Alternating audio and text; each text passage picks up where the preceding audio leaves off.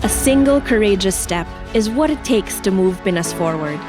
We are writing an epic tale of collective power, where civic engagement is not only a movement, but the heartbeat of a thriving society.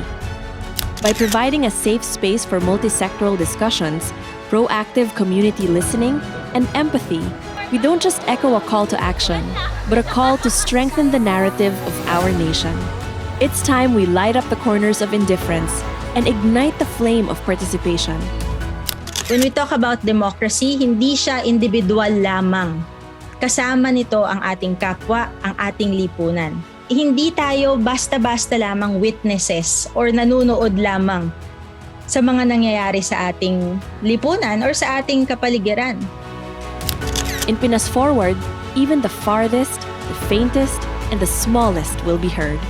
We magnify the youth's resounding voice, empower them to confidently engage and contribute to meaningful discourse, and nurture a generation that will uphold ideals and shape our country's future. Through Pinas Forward's initiatives and engagement activities, we've fostered social participation. Thanks to Iboto, there is now a platform for social advocacy and information dissemination. Nagkakaroon na rin kasi tayo ng community online. So, ibig sabihin, as a Filipino, mas lumaki yung obligation natin, mas lumaki yung nasasakupan natin, mas lumaki yung dapat nating tulungan. So, ang goal natin ngayon, sa tulong ng technology, mas malayo pa sana yung marating natin. With the help of Pinas Forward Academy, individuals are provided with educational resources and training that could help in the formation of democratic values. Tayo bilang guro sa makabagong mundo, kailangan sumabay din tayo sa trends ng ating society, lalong-lalo na sa pagbibigay ng information.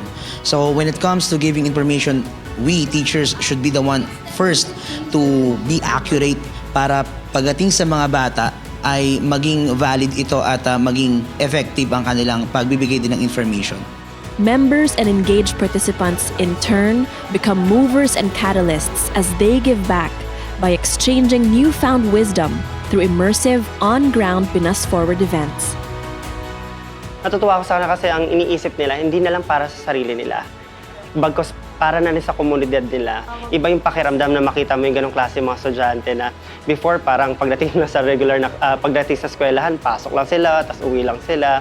Tapos ngayon, meron na silang sense of responsibility na parang pakiramdam nila, meron silang tungkulin. Ang idea to, it's not just only for the student, it's for us also. Every individual, every Filipino, applicable siya. The stage is set. The script is ours to write. Build a better Philippines and build a better world?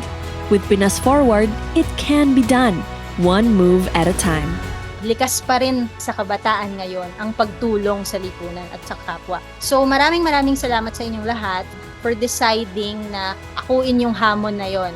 Na this time, tulungan di lamang ang sarili, kundi ang kapwa at ang bayan. And I hope in the future, bilang mga kabataang bayani, kayo naman yung susunod na magpapadali ng experience ng pagtulong sa iba.